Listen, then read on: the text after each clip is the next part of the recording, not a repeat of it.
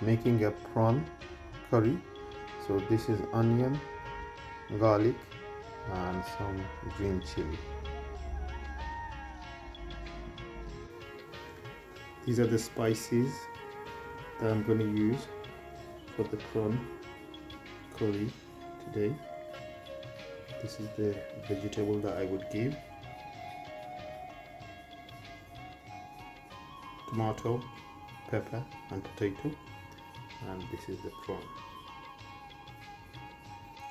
Just added all the spices, so I'm going to give it a good mix.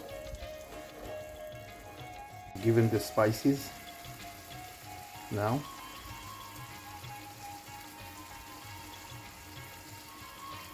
I have added all the vegetables now. Cook for about 15 minutes.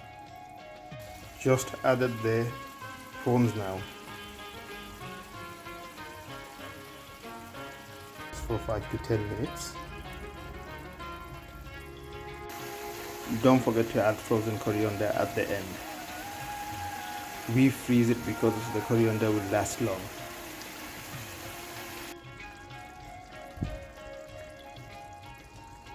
Prawn curry is cooked and ready to be served.